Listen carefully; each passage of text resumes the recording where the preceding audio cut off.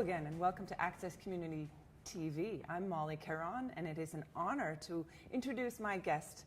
This is Peter H. Finch. He is a retired letter carrier and he fills his days as a calligrapher, an historian and a gardener. He is also a licensed motorman and conductor of the exact train that used to be part of the Interurban rail that connected New Westminster to Vancouver, and I want to talk about the specific intersection that is Hull and Stainsbury, where Cedar Cottage Garden is.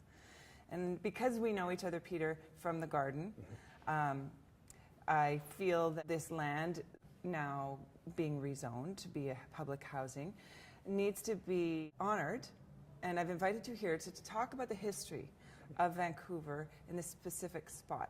Can you take us back to 1909? November 10th, 1909 was a typical Vancouver day, drizzly, cold, and a very normal day for up till the point of about 6 o'clock in the morning. The practice of the time was for freight trains to make their deliveries at nighttime, and the passenger trains to operate during the day. The last freight train of the day had a problem. A freight car got loose and rolled down the hill from Nanaimo station and struck the first passenger train of the day. It was a flat car loaded with 12 by 12 timbers that were going to the foundry at site of Nanaimo station. The timbers kept on moving after the freight car stopped, and it sheared off the entire body of the passenger car, killing 14 people on the spot.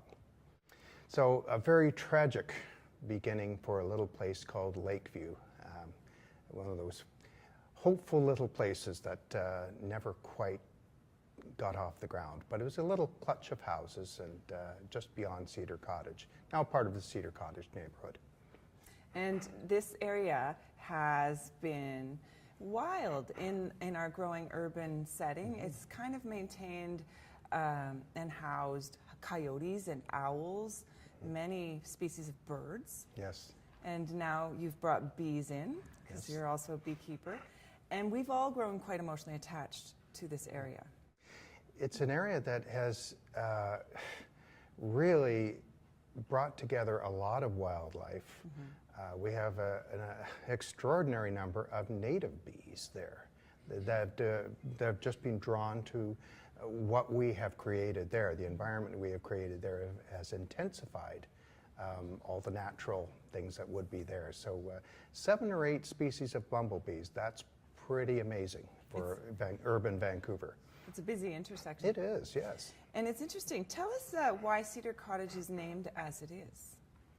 Cedar Cottage, the neighborhood takes its name from a literal cedar cottage. There was actually a cottage built inside the hollowed out trunk of a cedar tree. It was that big. And it's said to have been on the southwest corner of 25th and Dumfries. That's now known as, I refer to it as the South Cedar Cottage town site. Yeah. I talk mostly about the north part, north of 22nd. 22nd sort of bisects Cedar Cottage. So Cedar Cottage and Lakeview is what I usually talk about when I lead a history walk, for example. Yeah. And you do history walks every weekend, don't you? Not every weekend, no. I've done a couple for Trout Lake, on the Trout Lake Community Center schedule, and if there's enough demand, I'll do a lot more.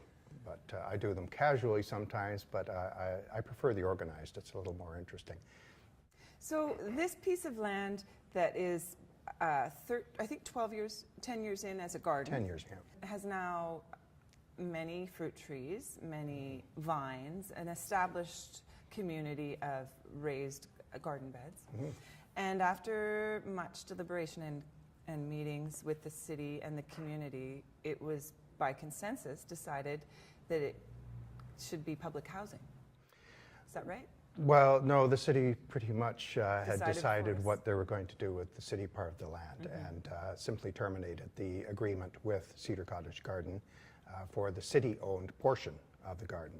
The rest of the garden is on hydro-owned land, and so we deal with TransLink maintenance. Right. And so now, out of practicality, I suppose, and a little bit of altruism and need, this food-producing garden, which is a necessity of life, is being replaced with housing, which is a necessity of life. Yes. And we all have different feelings about this. Very mixed feelings, yes, Yeah. because you won't find any gardeners who are against public housing. No. Or any housing that will help solve the problem of in the city. And Cedar Cottage area has been very welcoming to an inordinate amount of development, far more than other neighborhoods have taken in. We have hundreds, literally hundreds of units have come online in the last 500 years. It's densifying. Last 5 years. I was going to say 500, but Probably. it's, there will be 500 by the time it's fleshed out. I think, yeah. We're no stranger to density. So now this area has been also an intersection for many cultures, hasn't it? Yes. And your background, your own interest has drawn you full circle to realizing Yes. family has a connection. Very odd. I could not have ever anticipated this, that I discovered that I wasn't the first one in my family to come out to Vancouver, let alone to settle in Cedar Cottage. Somebody beat me by a few years. One of my first cousins, I think twice removed, she came out in 1910, and she must have been pretty extraordinary to live in the area. She would have known the street I live on. She would have shopped there. Just extraordinary. Yeah. So we are on unceded land, and yet we all feel somewhat entitled in a funny way in our own. It's our home, but it didn't always be that. It wasn't always our home. No. And so here we are reconciling with our history, and I find Vancouver's growing pains interesting. And your perspective through looking at it through transit as moving people quickly, efficiently, without too much ups and downs and not time that is spent maintaining, has brought you to some perspective on rail. And how do you envision city moving a growing population effectively? Well, actually, I feel very strongly that you should look at things that worked. Collectively, we have made some bad decisions in the past, and one of them was to follow suit with many American cities, get rid of our surface rail transit. Big mistake for Vancouver, because Vancouver was designed as a streetcar city. And it was an important part of actually making Cedar Cottage happen.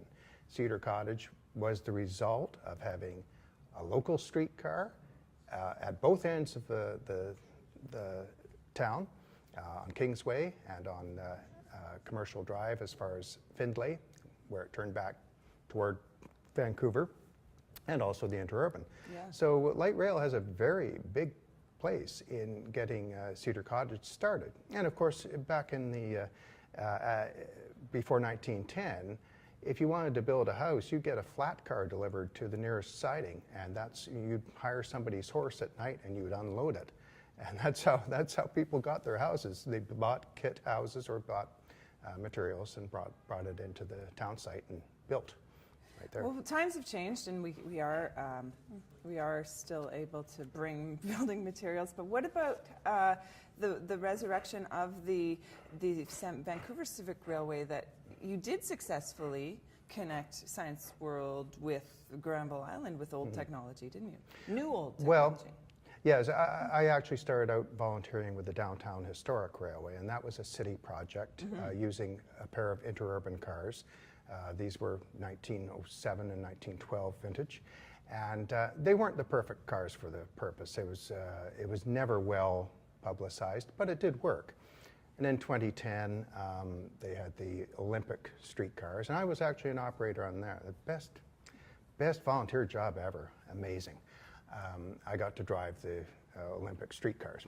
And so from that, I joined forces with another local activist, and we started what's called the Vancouver Civic Railway, or On Facebook, it's called Friends of the Olympic Line / Vancouver Civic Railway, and the proposal is to finish that job and show people something tangible, how you can change land use, how you can change how we look at transit, getting around, really set the bar high, a lot higher than our public transit.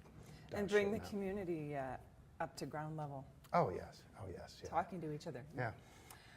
I'm really excited to watch what happens next at the Cedar Cottage Garden, and transit will always be a part of us. So we will be looking to the future and to the past to find solutions. So thank you for joining me on Access TV and speaking with Peter H. Finch, historian, train conductor, gardener, and a neighbor. If you have a story you'd like to tell on Access TV, please get in touch. We want to hear the truth. Thank you.